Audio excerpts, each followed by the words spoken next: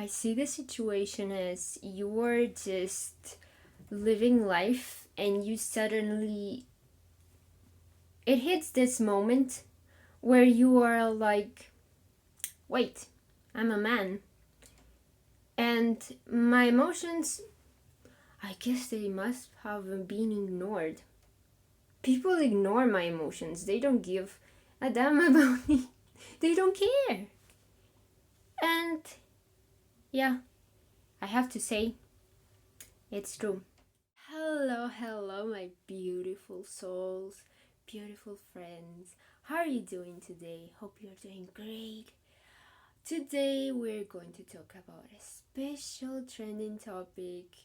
Even today, nowadays, in this modern world, I consider it quite important, and it's men's emotions in today's world.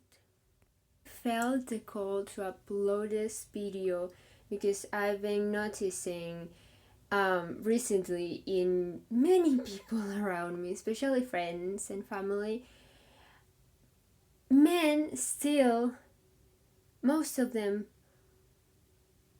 can't or are not able to fully express their emotions and fully step into this their full power and potential.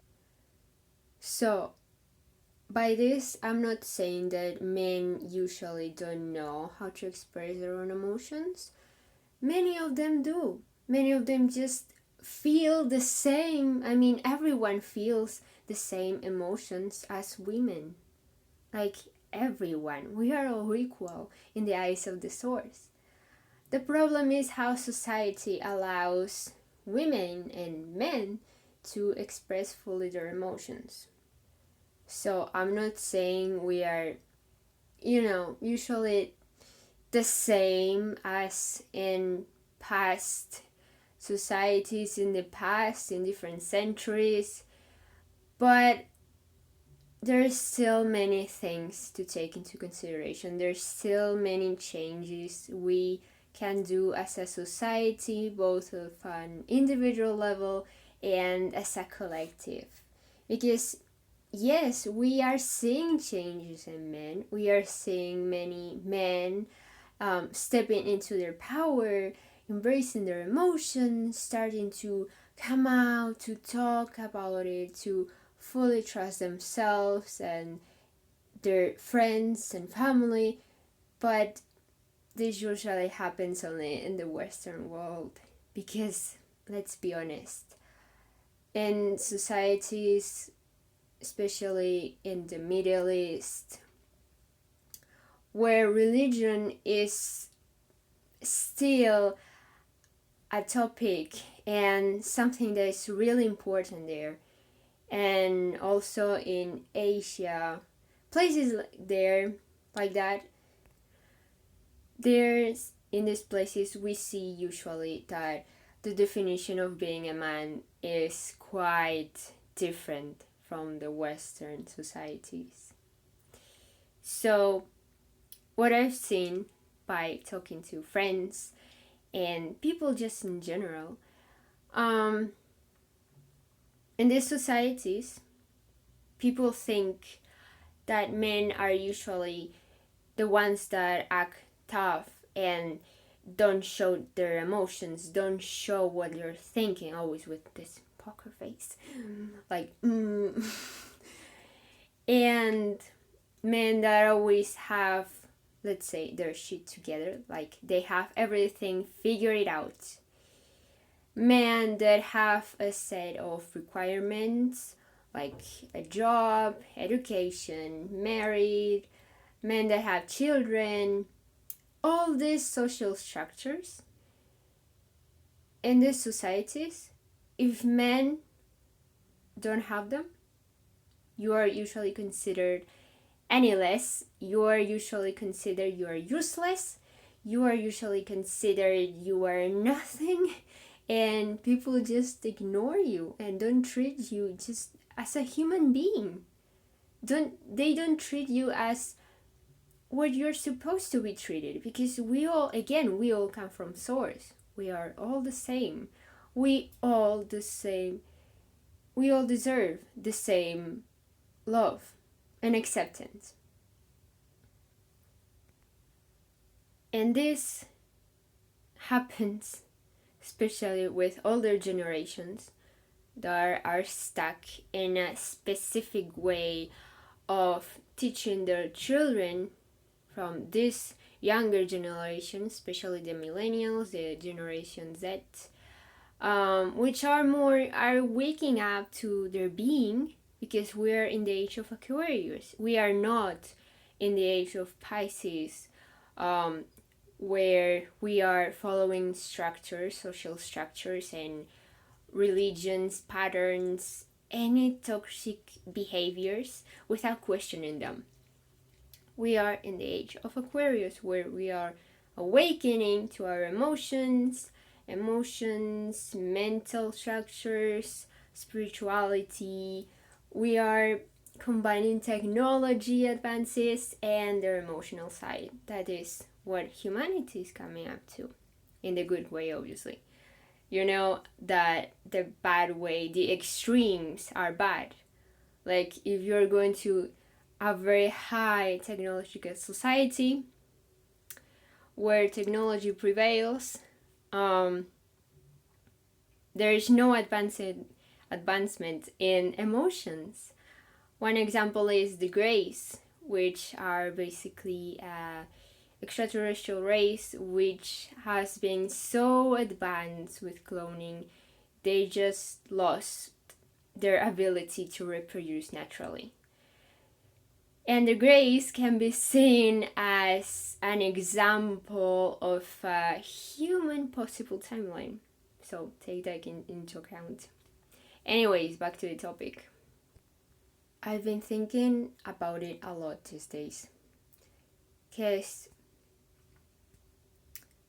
the real healing happens when emotions are expressed. When you let go of what you've been holding all the time. The real healing happens when you let this stuck energy flow outside of you. I don't care, it can be crying, it can be punching pillows, it can be punching, the enemies, inside enemies. It can be working out, it can be doing exercises, dancing, moving your body. It can be hanging out with friends, telling them how you feel. Anything but repressing them. Because if you are one of the persons, especially if you are a man, and you are used to suppress your emotions, bottle them all up, because you are supposed to be acting all tough, all you have everything figured out, you know what you're doing, but deep inside you don't have any idea what's going on. You feel such turbulent emotions, crisis. Even maybe you have burnouts once, twice a month, who knows? You feel like a mess, but you're pretending you're fine. That's not the way. In the short term, maybe you are going to be fine. Fine in the outside. But in the long term, you are just going to keep suffering, and you're going to keep perpetuating the same cycle. And you're not going to be going anywhere. As a final note, what makes a real man be a man? And I say this, it's very simple. It's the balance between emotions and physical action. A real man is the one who is grounded, takes healthy leadership, supports others, men and women, and is grounded and balanced with his emotional side, with his feminine side, the emotions. He knows how to express them in a healthy way, and he knows that it doesn't make him any less of a man having emotions and knowing how to express them. Also, I guess you didn't quite think about it or realize this, but if you don't express emotions, there are going to be consequences. And I'm not saying there are going to be consequences in the way that you're going to be punished or in the way that you are going to be burned somewhere and someone is going to tell you anything. No, you are the only one responsible for your own life. I mean, you can have people telling you things, but at the end of the day, you, only you, are the one are responsible for your own life. So I want you to remember this. Now, let's see the part, what consequences are we talking about?